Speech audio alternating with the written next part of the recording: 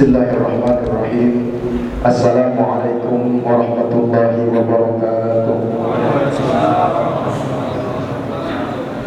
Alhamdulillah. Alhamdulillahilladzi faddalana bil ilmi wal amal ala jami'il makhluqati wal alam. Wassalatu wassalamu ala asyrafil anam sayyidina wa maulana Muhammad sallallahu alaihi wasallam wa ala alihi wa ashabihi awlal manaqibi wal ahlam amma ba'd. Faqad qala Allah ta'ala a'udzu billahi minasy syaithanir rajim. Bismillahirrahmanirrahim. Innal ladzina qalu rabbuna Allah tsumma istaqamu tatanazzalu 'alaihimul malaikatu alla takhafu wa la tahzanu wa abshiru bil jannati allati kuntum tu'adun. Wa qala an-nabiy sallallahu alaihi wasallam, ya ayyuhan nas, alaikum minal amali ma tutiqun, fa inna allaha la yamallu hatta tamullu, wa inna ahabba ila allahi ma tadumu alaihi wa in qal.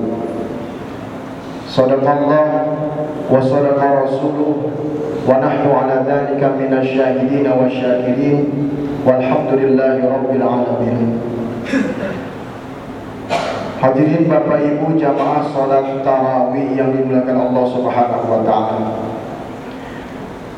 Pertama dan paling utama kita panjatkan rasa syukur kita kehadirat Allah Subhanahu wa taala atas limpahan nikmat, rahmat serta hidayahnya sampai akhir-akhir detik Ramadan tahun ini kita masih diberikan kekuatan dan kesempatan oleh Allah untuk melaksanakan segala amal ibadah kita di bulan suci Ramadan ini. Dengan harapan dan niat mudah-mudahan seluruh rangkaian ibadah-ibadah kita, baik yang wajib maupun yang sunnah, diterima oleh Allah Subhanahu wa taala dan mendapatkan limpahan pahala yang berlipat ganda. Amin ya rabbal alamin. Selawat dan salam tak lupa kita panjatkan kehadirat Allah, kehadirat Nabi kita Muhammad sallallahu alaihi wasallam beserta keluarga dan para sahabatnya dan kita sebagai pengikutnya. Mudah-mudahan di dunia dapat berziarah ke makamnya dan di akhirat mendapatkan syafaatul uzmahnya. Amin ya rabbal alamin. Pada kesempatan yang singkat ini saya kebagian untuk menyampaikan kultum tarawih yang bertemakan kiat-kiat agar Ramadan lebih bermakna di setiap tahunnya. Bicara tentang kiat berarti bicara tentang cara, gitu. Cara yang paling utama tidak lain tidak bukan kita merujuk kepada Al-Quran surah Ali Imran ayat ke-79. Allah Subhanahu wa taala di situ berfirman dalam potongan ayatnya yang berbunyi a'udzubillahi minasyaitonir rajim, kunu rabbaniyyin bima kuntum tu'allimunal kitab wa bima kuntum tadrusun. Potongan ayat terakhir ayat 79 tadi menjelaskan tentang cara bagaimana kita dapat mengimplementasikan ibadah dan amaliyah kita selama bulan suci Ramadan di bulan-bulan yang lainnya. Yang pertama, kunu rabbaniyin. Jadilah kalian itu hamba yang menyembah Allah, yang tak kenal oleh waktu. Bima kuntum tu'allimunal kitab, dari apa yang telah kalian pelajari, dari apa yang kalian telah ketahui dari hasil belajar. Wa bima kuntum tadrusun, dan dari apa yang telah kalian ulang-ulang. Dari mulai awal Ramadan sampai ke hari 28 Ramadan ini, pasti saya yakin insya Allah jamaah yang hadir Bapak Ibu di sini di Masjid Al-Muhajirin ini sudah banyak menerima dan mendengarkan ilmu.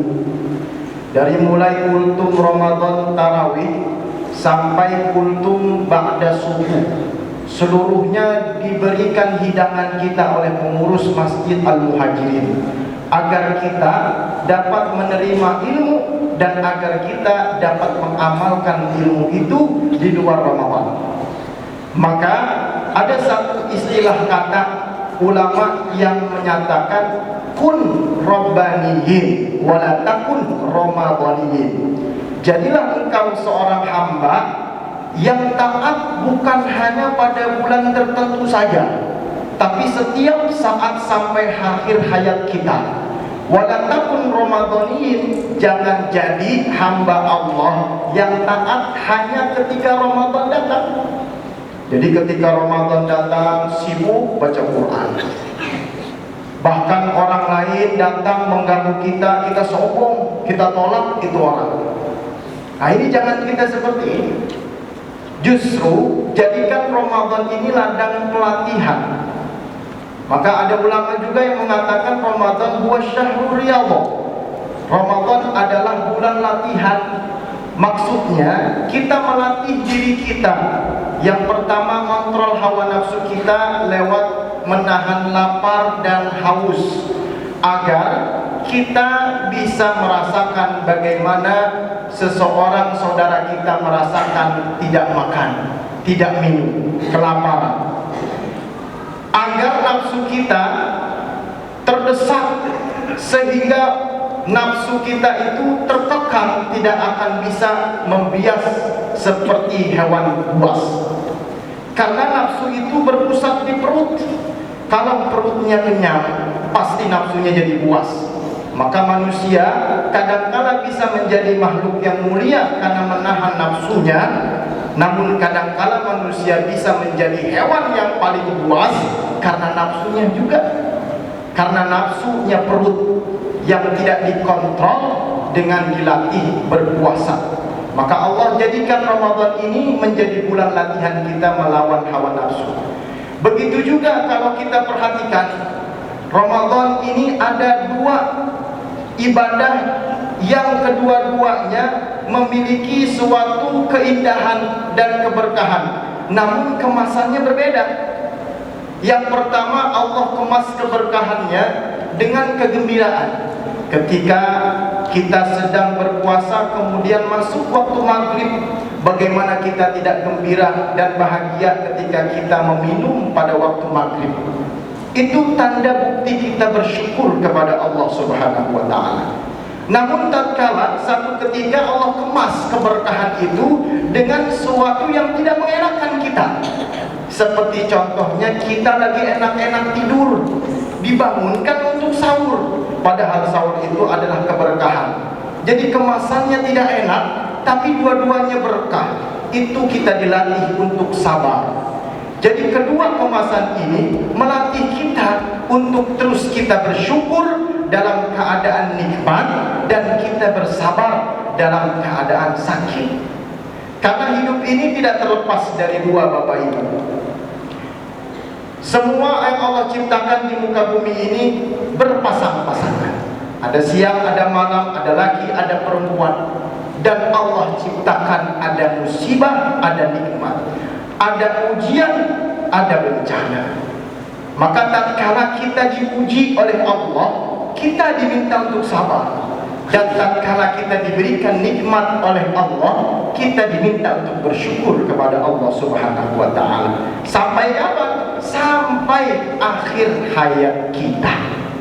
Maka menjadi hamba Allah yang dapat beribadah dengan sebaik-baiknya tidak luput dan tidak bisa digapai dengan satu cara. Yang kedua adalah istiqomah. Jadi kalau kita ingin menjadi kun rabbaniyin bima kuntum tu'allimunal kitab, dari apa yang telah kita dapat dari apa yang telah kita mengerti. Cara keduanya kita harus istiqomah. Istiqomah ini berat memang, karena Rasulullah pernah bersabda, ya ayuhan nas, wahai manusia, alaikum minal a'mal, diwajibkan atas kalian beramal, matutikun, sesuai dengan kemampuan kalian. Karena tadi setiap kita itu tidak tahu letak kita, posisi kita di mana. Kadang posisi kita berada di keadaan nikmat, berarti kita harus bersyukur. Tapi kadang satu posisi kita, teman kita, saudara kita yang duduk di samping kita mungkin dalam keadaan diuji oleh Allah, berarti dia harus sabar. Maka kehidupan ini sudah digambarkan oleh Allah dengan alam semesta ini. Apakah kita tidak pernah berpikir bahwa alam ini sudah mengajarkan kita setiap alam berganti musim? Ada musim hujan, ada musim panas, ada musim gugur, ada musim panen. Begitu juga hidup kita. Ada musimnya kita dikasih bala, ujian, cobaan, musibah, berarti Allah minta kita untuk diajarkan sabar. Ada musim kita diberikan nikmat, diangkat derajat kita, dipuji kita oleh orang-orang banyak, dikagum-kagumkan kita. Maka di situ Allah sedang mengajarkan kita untuk bersyukur dengan tetap istiqomah menjalankan perintah Allah dengan tidak menyombongkan diri. Itulah kedua kehidupan gambaran yang mengajarkan kita dalam pelatihan di bulan suci Ramadan. Kembali lagi cara kedua istiqomah. Bagaimana kita bisa menggapai keistiqomahan itu? Kata Rasulullah SAW, matutikun, kerjakan amal-amalan yang kalian mampu. Mungkin kalian bisa mampu sebatas sholat wajib saja, tapi istiqomah. Jangan sholat wajib bolong-bolong, jangan sholat wajib dikejar, sholat sunnah dikejar, semuanya dikejar. Jadinya yang wajib bolong, yang sunnahnya dikejar. Ataupun berbalik, yang wajibnya dikejar namun yang sunnah tidak sama sekali. Begitu juga bacaan Quran kita. Kita habis-habisan baca Quran, misalnya satu hari 3 juz, 4 juz. Bahkan ada satu saudara kita yang habis-habisan menghabiskan waktu zikir kepada Allah dengan kalimat-kalimat thayyibah. Mungkin subhanallah wa bihamdi, mungkin astaghfirullah, mungkin kalimat la ilaha illallah. Namun yang wajibnya mereka tinggalkan. Ini yang menjadi masalah. Rasulullah pernah bersabda kepada Abdullah ibn Umar bin As. Kata Rasulullah, ya Abdullah ibn Umar ibn As, la takun mithla fulan, jangan engkau menjadi seperti orang ini. Kenapa orang ini? Kana yaqumul lail fatarakahu qiyamal lail. Suatu ketika orang ini rajin bangun malam, tahajudnya dia rajin, gak pernah putus. Bahkan dia qiyamul lailnya bukan hanya 2 rakaat, namun 8 rakaat mengikuti sunnah Rasulullah SAW. Namun tak tahunya orang ini menjalankan sholat sunnah tahajud dalam keadaan ujian, diberikan cobaan, sehingga dia qiyam. Tatkala dikasih nikmat, ini orang tidak lagi sholat qiyamul lail. Ini kata Rasulullah, jangan seperti orang ini. Yang mana orang ini kalau dikasih musibah baru dia rajin ibadah qiyamul lail. Namun tatkala dikasih nikmat dia tidak mau bangun qiyamul lail. Ini menjadi ukuran kata Rasulullah, matutiku. Apa yang kalian bisa kerjakan dari yang paling kecil kemudian istiqomahkan. Allah Subhanahu wa taala berfirman dalam surat Hud 112 dan dalam surah Syu'ara ayat 21 dengan konteks kalimat yang berbeda namun intinya sama. Fastaqim kama umirta, maka istiqomahlah kalian sebagaimana yang Allah perintahkan kalian dalam Al-Quran dan Sunnah, baik perintah wajib maupun sunnah. Kama umirta, sebagaimana yang telah Allah perintahkan kepada kalian. Wa man taba ilaika wa man ma'aka, dan ikutilah orang-orang yang telah taubat kepadamu. Yang orang-orang telah taubat kepada Allah, ikuti orang itu. Wala tattabi ahwa'ahum, jangan ikuti orang-orang yang mengikuti hawa nafsunya. Di sini juga Allah membahas tentang pertemanan, yang mana kita harus pilih-pilih teman yang membawa kita kepada keistiqomahan ibadah. Rasulullah pernah bersabda, ar-rajul ala dini khalili. Seseorang itu bagaimana temannya, agama seseorang itu bagaimana sahabatnya. Falyanzur ahadukum, maka perhatikanlah oleh kalian seksama, mayyukhalilu, siapa teman kalian. Karena teman kita yang menjerumuskan ke dalam kemaksiatan akan menjerumuskan kita mengajak ke dalam kemaksiatan. Namun teman yang mengajak ke dalam ketaatan dan taubat kepada Allah, maka kita akan menuju kepada taubat dan kembali kepada Allah Subhanahu wa taala. Bapak Ibu hadirin jamaah salat tarawih yang dimuliakan Allah. Itulah cara yang bisa kita ingat dan kita bisa praktekkan di dalam kehidupan kita sehari-hari di luar Ramadan. Kemudian bagaimana caranya kita memulai untuk kita dapat melaksanakannya di bulan Syawal? Setidaknya saya mendapatkan 3 cara. Yang pertama, niatkan dalam hati dari sekarang. Puasa Ramadan tinggal 2 hari lagi. Ramadan sudah di ujung-ujung ufuk, akan meninggalkan kita, akan terbenam meninggalkan kita. Kita niatkan dalam hati kita. Kita nggak ada yang tahu umur kita sampai kepada Ramadan yang tahunnya akan datang. Maka niatkan, kita cek kembali salat kita yang rajin di bulan suci Ramadan berjamaah di masjid, baik subuh, zuhur, asar, maghrib, isya. Checklist 1, saya niat di bulan Syawal sampai ketemu Ramadan yang akan datang tidak akan meninggalkan sholat 5 waktu.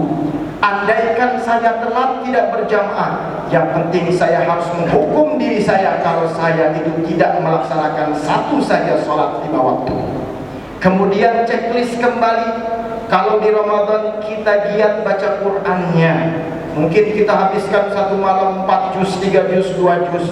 Kita checklist dalam kehidupan kita nanti di bulan Syawal. Bismillah, saya niat setelah bulan Syawal masuk, saya akan membaca Quran ba'da sholat subuh atau ba'da sholat isya atau waktu yang kita mampu, matutikun. Berapa? Ambil yang paling sedikit, setengah lembar atau 1 lembar atau setengah halaman atau mungkin 5 ayat, dan itu jalankan keistiqomahannya terus menerus sampai kita dipanggil oleh Allah Subhanahu wa taala. Jangan berubah. Jangan mentang-mentang tatkala kita lagi nikmat, enak badan kita, sehat badan kita baca Quran lebih daripada yang kita tetapkan di awal. Misal kita tetapkan setengah lembar, lagi kita nikmat kita baca 2 lembar. Ini yang tidak akan membuat kita istiqomah. Kenapa? Karena tadi Rasulullah mengatakan, jangan seperti orang ini yang biasanya dia sholat malam, namun suatu waktu dia tidak sholat malam. Lebih baik kita baca sedikit tapi itu continue sampai akhir hayat kita, daripada banyak tapi kita tidak bisa continue dalam kehidupan kita sampai akhir hayat. Cek lagi sholat duha dan sunnahnya. Kalau sholat duhanya kita mampu cuma 2, selesaikan 2 saja. Yang penting niat, checklist dalam kehidupan kita. Bismillah, sampai akhir hayat saya akan menjalankan sholat sunnah duha 2 rakaat saja, dimanapun saya berada, maupun saya dalam keadaan sakit atau senang atau nikmat atau dikasih musibah. Begitu juga sholat tahajudnya, mungkin jangan kita ambil yang lebih banyak, ambil yang ringan. Ketika sudah istiqomah, dirasakan nyaman, barulah kita tambah demi sedikit. Maka dari itu kita akan merasakan kenikmatan keimanan beribadah kepada Allah Subhanahu wa taala. Hadis Rasulullah SAW mengatakan, Al-istiqamah khairun min alfi karamah. Keistiqomahan itu lebih baik daripada kita punya 1000 ilmu, 1000 karamah. Dan Rasulullah pernah bersabda juga dalam hadis yang lainnya, qalilun, sedikit, tuaddi syukrahu, kalian bisa menjalankan dan bersyukur dan melaksanakan amal ibadah itu, khairun, lebih baik, min kathirin la tutikhu, daripada banyak namun kalian tidak istiqamah menjalankannya itu. Dan yang ketiga, setelah kita checklist, setelah kita niatkan, kita berdoa kepada Allah Subhanahu wa ta'ala. Di dalam sholat kita ada satu doa yang mungkin kita kadang belum mengetahui dan memahami maknanya. Padahal itu makna bertujuan agar kita menjadi pribadi yang istiqamah. Dengan kalimat ihdinas siratal mustaqim. Ya Allah, berilah kami petunjuk, berilah kami taufik, kekuatan, kemampuan untuk dapat istiqamah di jalan-Mu yang lurus. Mustaqim diambil dari kata istaqama yastaqim. Dasar asal katanya koma yaqumu, yang artinya tegak, yang artinya lurus. Maksudnya tegak tatkala dipuji, tatkala diberikan musibah, tetap dia tegak, tetap dia sholat, tetap dia ibadah, tak peduli masalah dan musibah apapun. Maksudnya lurus, tatkala dia diberikan nikmat, dia tidak pernah terbawa dengan syahwatnya, lurus jalannya, tetap ibadah kepada Allah Subhanahu wa ta'ala. Istiqamah meminta jalan yang tegak dan jalan yang lurus, agar kita tetap istiqamah dalam menjalankan perintah Allah, dalam keadaan diuji atau dalam keadaan diberi nikmat. Maka di akhir ayatnya kita menggambarkan nikmat itu seperti nikmat yang telah Allah berikan kepada orang sebelum kita. Siapa? Alladzi an'amta alaihim. Siapa an'amta alaihim?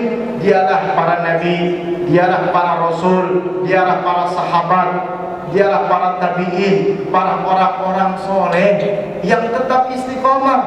Diberi ujian tetap dia ibadah, diberi nikmat tetap dia ibadah, diberi celaan tetap dia ibadah, diberi pujian tetap dia ibadah. Tidak peduli apapun musimnya, tetap dia melaksanakan ibadah.